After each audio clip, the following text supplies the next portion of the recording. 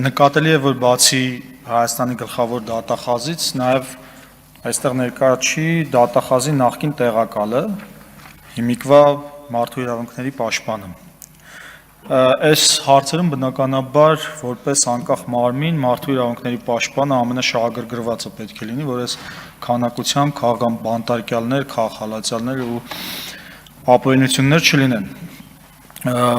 Թեև սահմանադրությամբ ու մարդու իրավունքների պաշտպանի մասին օրենքով սահմանվում է, որ մարդու իրավունքների պաշտպանը անկախ գործիչ է, սակայն եկեք մի հատ փորձենք տեսնել արդյոք անկախ է թե ոչ ու լուծումներ գտնենք, որպեսզի իսկապես անկախ դառնա, եթե անկախ չի։ Ինչպես է ընտրվում մարդու իրավունքների պաշտպանը։ Համապատասխան հանձնաժողովը, որը մարդու իրավունքների եւ հանրային հարցերի հանձնաժողովն է, ներկայացնում է թեկնածու, այդ հանձնաժողովում 5 հոգին մեծամասնությունը իշխող կուսակցությունից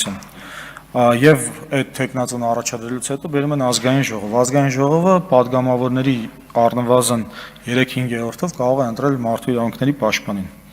Այսինքն 65 հոգի միայն իշխող կուսակցությունից 71 падգամավորի պարագայում կարող է ընտրել մարդու իրավունքների պաշտպանին։ Այսինքն սա եղավ իշխանության ներկայացուցիչ, ոչ թե անկախ գործիչ։ Դրա պատճառով է, որ մարդու իրավունքների պաշտպանի ինստիտուտը, որը հենց նախատեսված է այս կամայականությունների, այդ իշխանության, այդ գեր աճը զսպելու հետ կապված, այս օրերին, այս 7 տարիների ընթացքում ոչ թե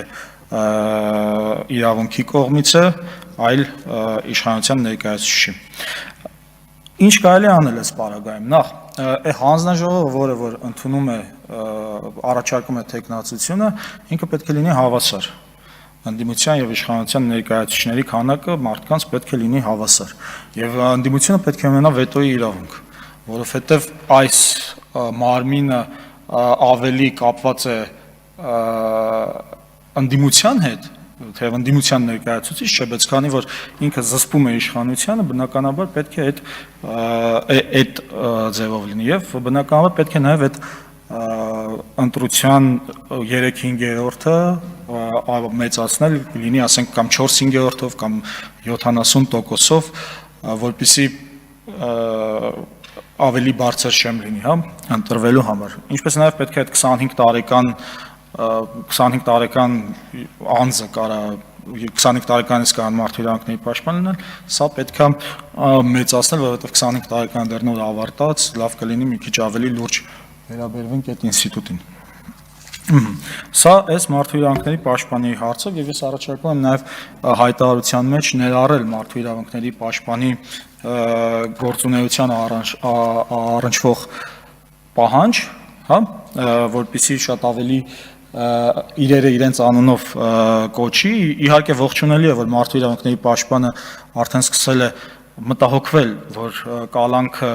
որպես խափանման միջոց պատժի նպատակով են իրականացնում, բայց մտահոգվելը քիչ է, պետք է նաև դատապարտել եւ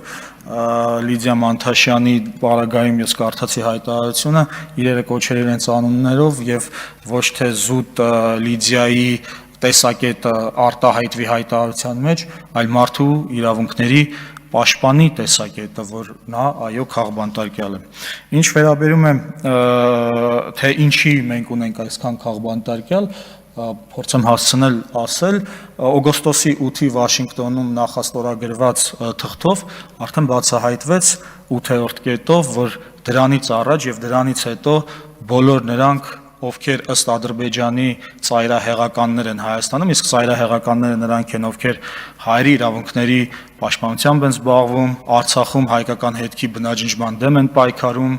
եւ արցախցիների վերադարձի իրավունքն են անընդհատ բարձրաձայնում, նրանք այդ ծայրահեղականներն են եւ եթե այս ուղղությամբ շարունակվի գնալ, մենք ոչ թե ունենում ենք անընդհատ քաղբանտարկյալներ, այլ այս մարդիկ